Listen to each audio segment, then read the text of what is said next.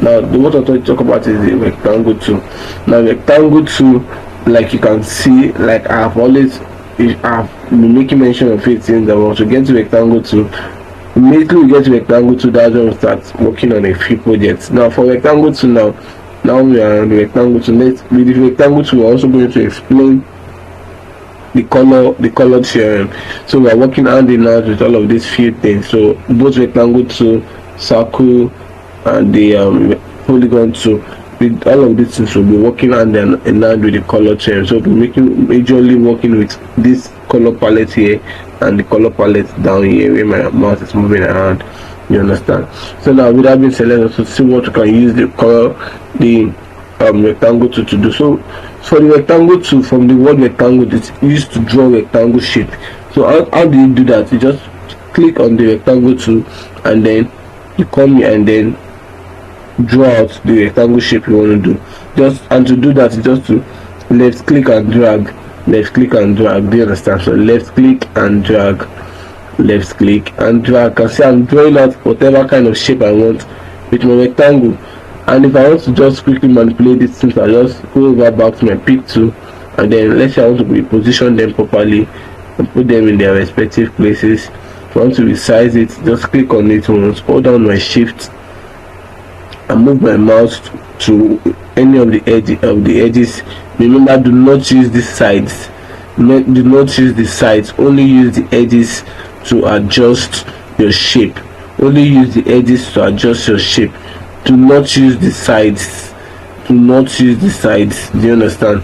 So I just decide to choose whatever edge point I want to use. So to do that, I hold on my shape so I can affect the four corners of this shape.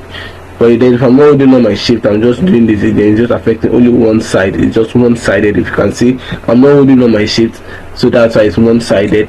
But if I'm holding on my shift, coming over to this place, then to affect the full size. And I want you to also notice, I hope you can see the imaginary line that is showing around it. Now I want us to also notice something. Now once I click on this side without holding on the shift, just look at this, without holding on the shift, you can see the effect that is bringing out. It's showing us that it's just one arrow going between in and out, just one arrow going in and out. Do you understand? Just one arrow going in and out. But by the time I hold on my shift on my keyboard, now I've hold on my shift on my keyboard, still on that same place, I want us to see this sign that is going to four different colors that is forming like an X shape. Now that is telling us that it's going all around the four corners. You can see, unlike the former one, which was just one side, and I was saying was going in and out, but this one is going around the four corners, which can be going in and out of the four corners. So basically, guys, that's how to adjust your shape. So you can also move them around and just position them properly. Just ensure that you are doing the right thing without stress, without too much paparazzi. Do you understand? So basically, that's the effect of that. Okay, so guys, also you can also do something like this. And also do something like this by rotating around the edges. Like for example, what you just need to do is to double click on the shape you've created with the rectangle tool, and then this sign will come up, and what you just need to do is come anywhere around the edges and rotate it.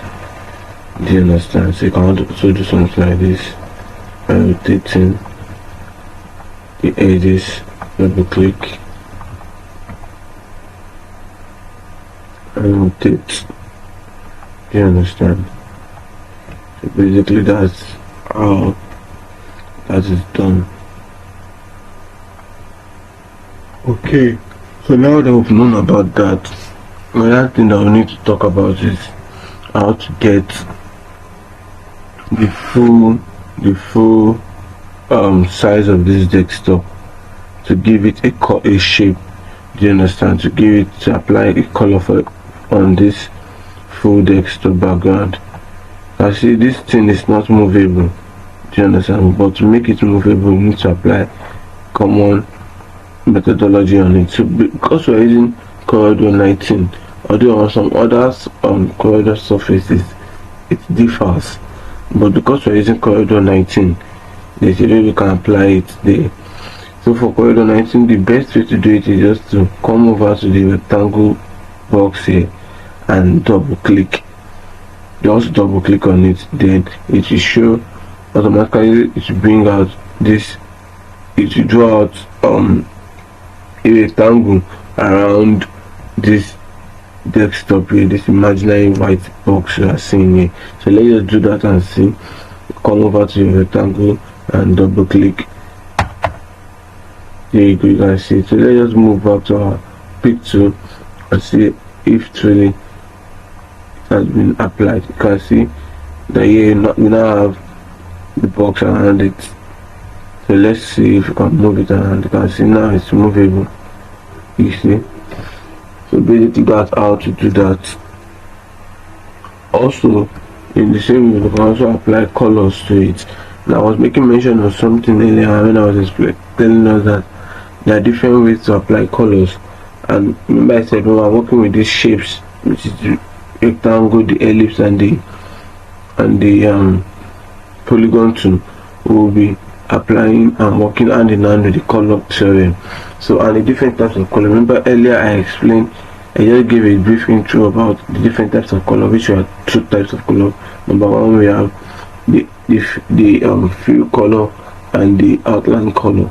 Do you understand? So basically that is how to apply this for now. So in the next part I'll be explaining how to apply different types of fill colors and different types of outline colors. Do you understand?